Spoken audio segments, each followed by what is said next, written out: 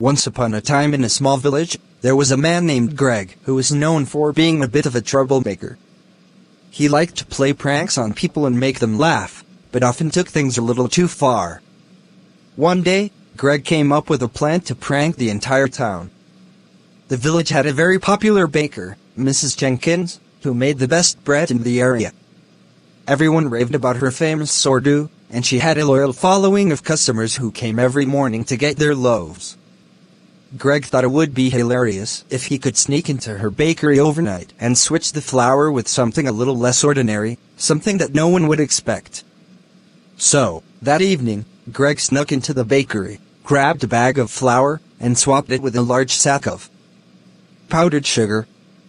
He then quietly left, chuckling to himself as he thought of the chaos that would ensue the next morning. The next day, the villagers arrived at the bakery as usual, excited for their fresh bread. Mrs. Jenkins was in the back, preparing the dough.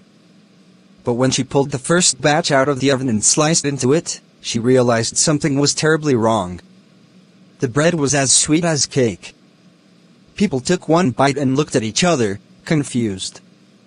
"Mrs. Jenkins, this bread is strange," one of the regulars said.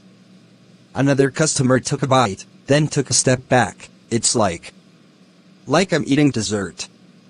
Mrs. Jenkins was flabbergasted. She checked her ingredients and saw the sack of powdered sugar where the flour was supposed to be. At that moment, she knew someone had pulled a prank. As the day went on, more and more villagers came in, all puzzled by the sweet, cake-like bread. The gossip started to spread quickly. Some people even started leaving reviews for the baker on a local notice board, calling it the world's first sourdough cake hybrid. Greg watched from a distance, laughing to himself. But soon, he started to feel a little guilty. He had expected the prank to be funny for just a moment, but it was getting out of hand. The entire village was talking about it. Mrs. Jenkins was becoming quite upset, and the reputation of her bakery was at risk. So, Greg decided he had to fix it before things got any worse. He quickly gathered all his courage and went back to the bakery, planning to come clean. When he entered, Mrs. Jenkins was in the middle of throwing out the ruined batch of bread, looking frustrated. "Mrs. Jenkins, I think I know what happened," Greg stammered. She turned around, eyes wide with suspicion. "You know what happened?" "What do you mean, Greg?" Greg sheepishly admitted, "It was me. I swapped your flour with powdered sugar as a prank." Mrs. Jenkins blinked, stared at him for a moment, then burst into laughter. Greg was stunned. "Wait. You're not mad?" "No," she said, still chuckling. "I mean, I can't believe it. You made my bread taste like dessert.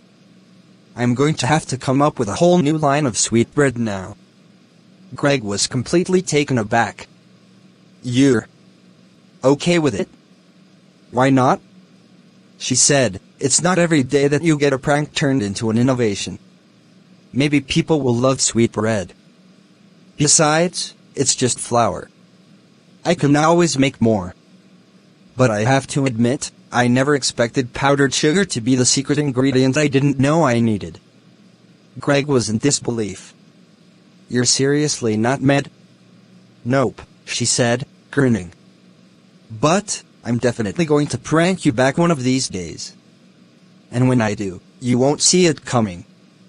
From then on, the village's bakery became even more popular, as Mrs. Jenkins started offering sweetbreads alongside her famous sourdough.